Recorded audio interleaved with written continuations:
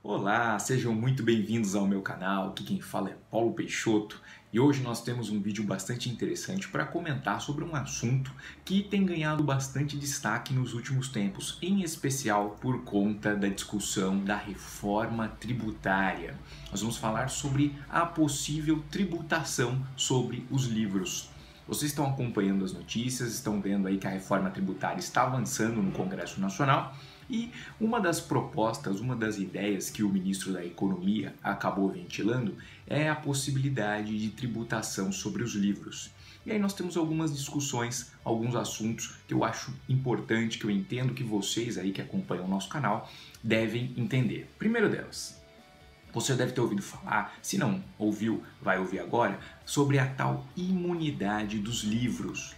A nossa Constituição Federal, no artigo 150, inciso 6º, dispõe que os livros, os papéis utilizados para os livros, eles gozam de imunidade, ou seja, sem entrar em muitos detalhes técnicos, significa que a Constituição, o Constituinte optou por não haver a tributação, e aqui um detalhe, de impostos em relação aos livros. Então tudo que está relacionado aos livros, e aqui a gente estende por interpretação inclusive do próprio Supremo Tribunal Federal, aos e-books, aos e-readers, todos aqueles equipamentos que servem para ter a possibilidade de leitura de e-books, livros eletrônicos e também os livros físicos, são imunes a impostos, ou seja, não pagam impostos.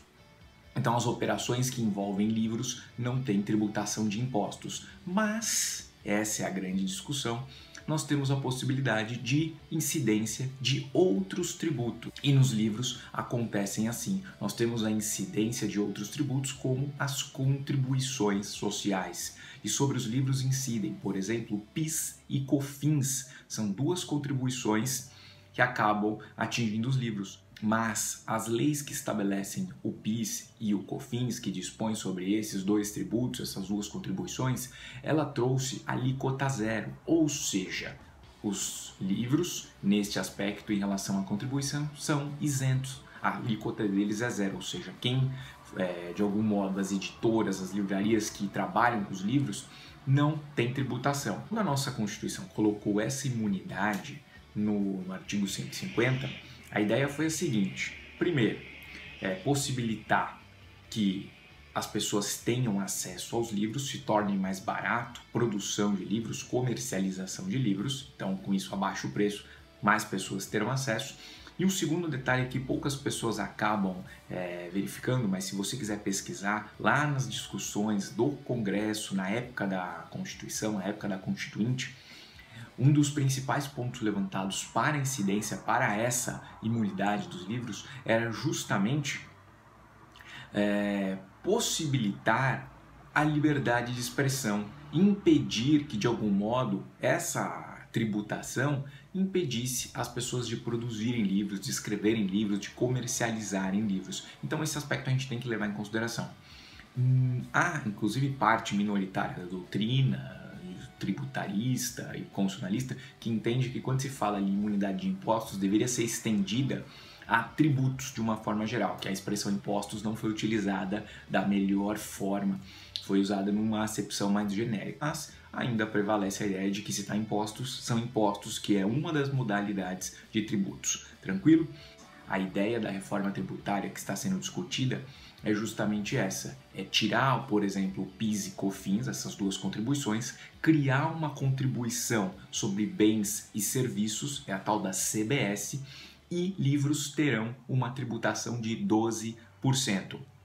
E aí nós chegamos à segunda discussão que eu quero trazer para vocês. Lembrando que aqui o meu objetivo não é ficar falando de questões técnicas, jurídicas, e sim trazer para vocês uma visão, para que vocês possam refletir se isso é bom, se isso é ruim, eventualmente. Então, com essa contribuição de 12%, o que vai acontecer? Obviamente, pensando pelo lado econômico, toda a cadeia produtiva de livros ela vai ter um aumento. Óbvio que vai ser repassado isso para o consumidor, então quem adquire livros vai ter um aumento. Acho pouco provável que as empresas segurem essa tributação e não repassem. E segundo detalhe que a gente tem que lembrar também é que o mercado editorial no Brasil, nos últimos tempos, ele está em declínio, está em decréscimo. Muitas livrarias físicas, estabelecimentos, estão entrando em recuperação judicial, estão quebrando, estão com dificuldades financeiras. Será que se eu ainda taxar, as empresas tiverem ainda que pagar esses tributos, ainda que elas repassem para os consumidores, isso vai resolver o problema do livro? Eu espero aí que vocês tenham refletido sobre o tema. Se inscreva no nosso canal, compartilhe esse vídeo com seus amigos para que mais pessoas possam refletir sobre a tributação dos livros e quem sabe essa questão chegue ao Congresso Nacional e possa pautar melhor a discussão. Um grande abraço para vocês e até mais.